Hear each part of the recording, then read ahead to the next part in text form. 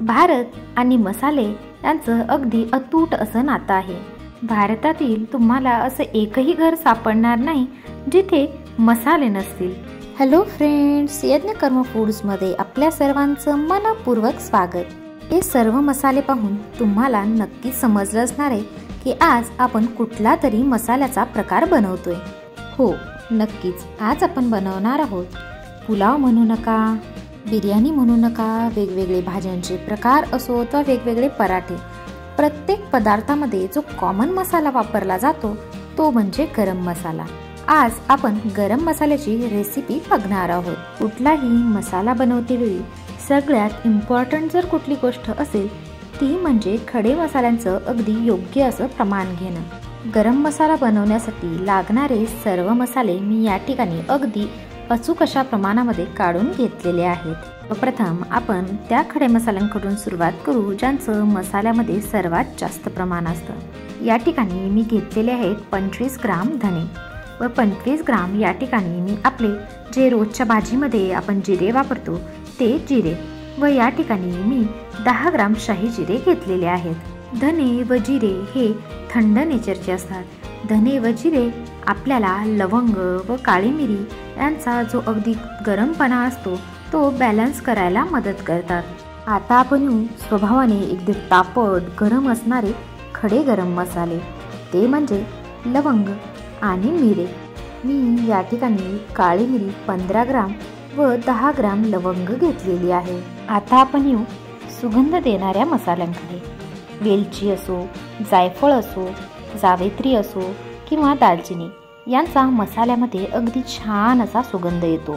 या ठिकाणी मी घेतलेले आहेत 2 जावेत्री, 1 जायफळ, 4 ग्राम मी हिरवी विलायची घेतलेली आहे, 5 मी काळी इलायची, त्यालाच मसाला इलायची असंही म्हटलं जातं, 10 ग्राम मी दालचिनी घेतलेली आहे, 2 चक्रीफूल व 4 ते 5 मी तमालपत्र घेतलेली आहेत। गरम मसाला बनवण्यासाठी आपल्याला सर्वप्रथम घेतलेले सर्व मसाले रोस्ट करून घ्यायचे आहेत। मी मसाले रोस्ट करून घेण्यासाठी गॅसवरती एक पॅन ठेवून घेतलेला आहे।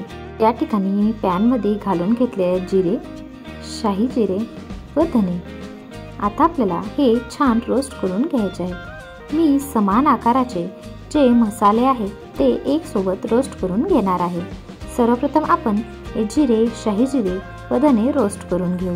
आपल्याला हे मसाले खूप जास्त भाजून घ्यायचे नाहीत। यांचा मंद असा सुगंध यायला लागला की आपल्याला मसाले काढून घ्यायचे आहेत। तुम्ही हे गरम मसाले मुठीमध्ये घेऊ शकाल इतक्याच टेम्परेचरला ते गरम करून घ्यायचे आहेत। खूप जास्त चटका बसेल इथपर्यंत आपल्याला हे मसाले भाजून घ्यायचे नाहीत।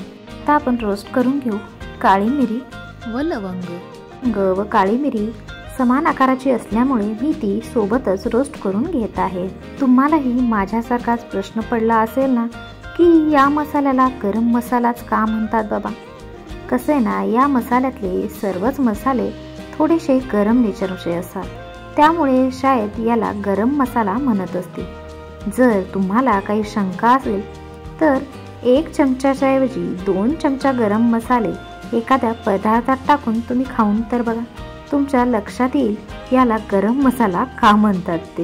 व्हिडिओ विनाकारण खूप जास्त लांब व्हायला नको म्हणून मी सर्वच मसाले रोस्ट करतेवेळी दाखवलेले नाहीत। या ठिकाणी मी सर्व खडे मसाले एकदम छान रोस्ट करून घेतलेले आहेत। आता आपल्याला हे सर्व खडे मसाले पूर्णपणे थंड करून घ्यायचे आहेत। मी गरम मसाला बनवतेवेळी मिरचीचा वापर करत नाही। जर तुम्हाला हा मसाला तिखट हवा असेल किंवा याला एकदम छान असा रंग यावा असं वाटत असेल तर तुम्ही यामध्ये बेडगी मिरचीचा वापर करू शकता।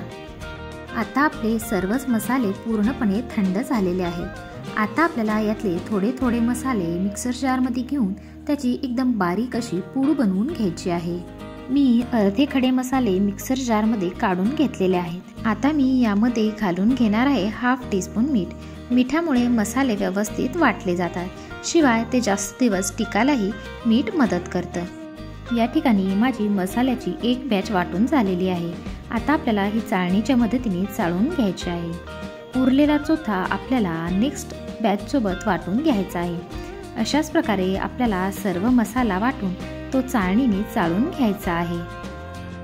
या ठिकाणी मी सर्व मसाला वाटून तो चाळणीने चाळून घेतला आहे. आपण जेव्हा मसाले वाटून घेतो तेव्हा कुठल्या बॅचमध्ये कुठले खडे मसाले तर कुठल्या बॅचमध्ये कुठले खडे मसाले कमी जास्त होऊ शकतात.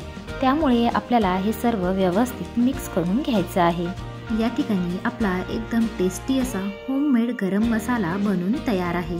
घरगुती गरम मसाला तुम्ही विकत आणत असलेल्या कुठल्याही ब्रँडच्या गरम मसाल्यापेक्षा लाखो पटीने टेस्टी बनतो.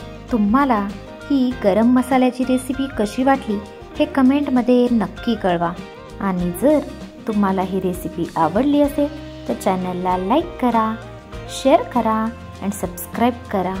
धन्यवाद. पुन्हा भेटू अशाच नवीन रेसिपीसोबत. तोपर्यंत मस्त खा आणि स्वस्त रहा.